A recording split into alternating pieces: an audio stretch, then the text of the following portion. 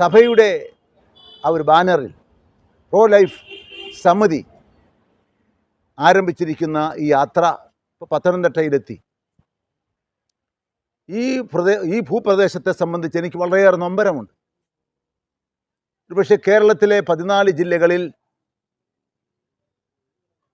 ഈ ജനനനിരക്ക് കുറയുന്നു. ധാരാളമായി നമ്മുടെ കുടുംബാംഗങ്ങൾ വിദേശങ്ങളിലേക്ക് കുടിയേറുന്നു. അങ്ങനെ അടഞ്ഞു കിടക്കുന്ന ഭവനങ്ങളും കൃഷി ചെയ്യാതെ കിടക്കുന്ന കൃഷിയിടങ്ങളും ഏറ്റവും അധികം ഉള്ള ജില്ല പത്തനംതിട്ട ജില്ലയാണ്. ഈ പ്രദേശത്തു കൂടി ഈ സന്ദേശം നൽകിക്കൊണ്ട് ഈ പ്രിയപ്പെട്ട സഹോദരി സഹോദരന്മാർ കടന്നു പോകുമ്പോൾ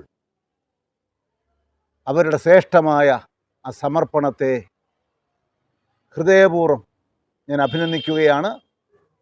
എന്നാൽ ജീവനെതിരെ ഉള്ള നീക്കങ്ങൾ ഭാരതത്തിൽ അംഗീകരിക്കാൻ ഇടയായി, നിയമനിർമ്മാണങ്ങളുണ്ടായി. യഥാർത്ഥത്തിൽ അന്നു മുതലാണ് നമ്മുടെ അമ്മ നാടിൻ്റെ നാശം ആരംഭിക്കുന്നത് എന്ന് നമുക്ക് വിലയിരുത്താൻ സാധിക്കും. കുഞ്ഞുങ്ങളെ ഉദരത്തിൽ വെച്ച് തന്നെ കൊന്നുകളയാമെന്ന് ഒരു ഗവൺമെൻറ് തന്നെ തീരുമാനിക്കാൻ, അതിന് അംഗീകാരം നൽകാൻ തയ്യാറായ ആ ഒരു നിയമനിർമ്മാണം അല്ലെങ്കിൽ ആ ഒരു നിലപാട് രക്തരൂഷിതമായ ആന്തരികമായ കലഹങ്ങളുടെയും ഏറ്റുമുട്ടലിൻ്റെയും അസമാധാനത്തിൻ്റെയും ഒരു കാലഘട്ടത്തിന് തുടക്കം കുറിച്ചു എന്നുള്ളതാണ് യാഥാർത്ഥ്യം.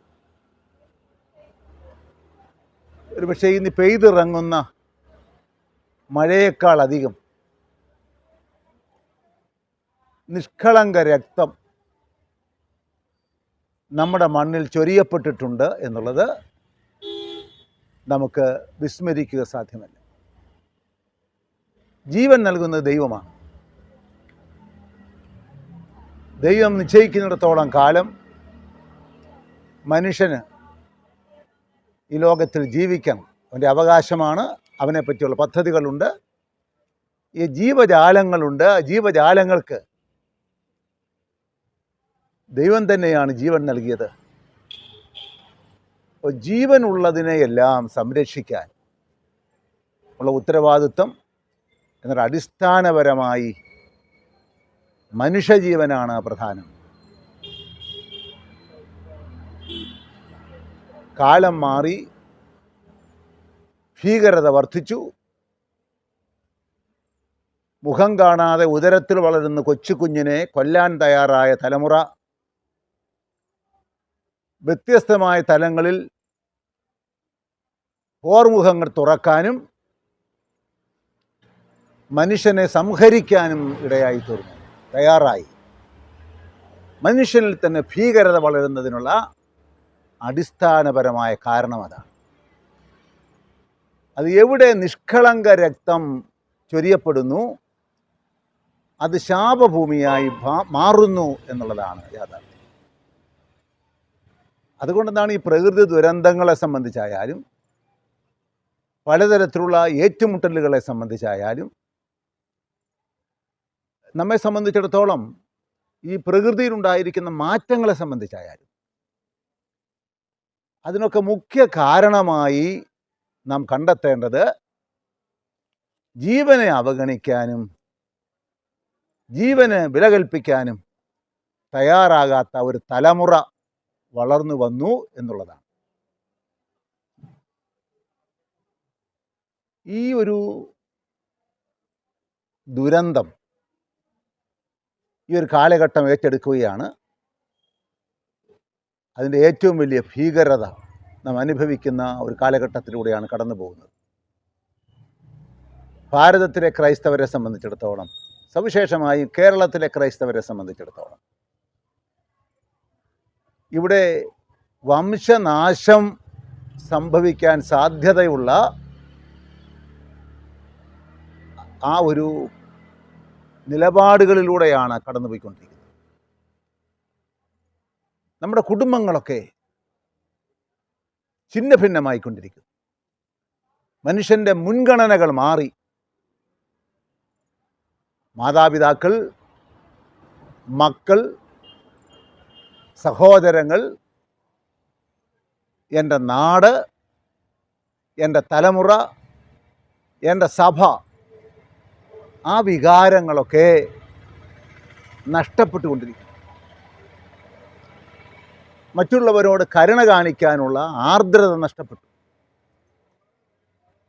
യഥാർത്ഥത്തിൽ മനുഷ്യൻ്റെ മനസാക്ഷി വല്ലാതെ മരവിച്ചു പോയി എന്നുള്ളതാണ് യാഥാർത്ഥ്യം.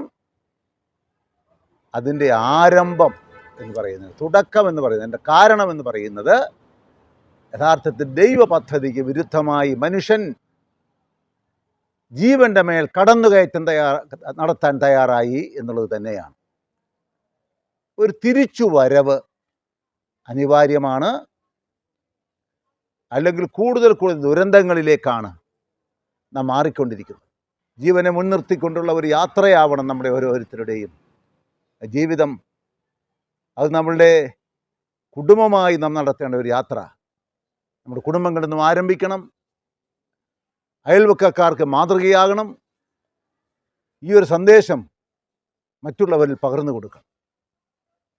ഈ ലോകത്തിലെ ഏറ്റവും വലിയ സന്തോഷം മാതാപിതാക്കളാവുകയാണ് എന്നുള്ളത്. ഈ ലോകത്തിലെ ഏറ്റവും വലിയ പദവി മാതൃത്വവും പിതൃത്വവുമാണ്.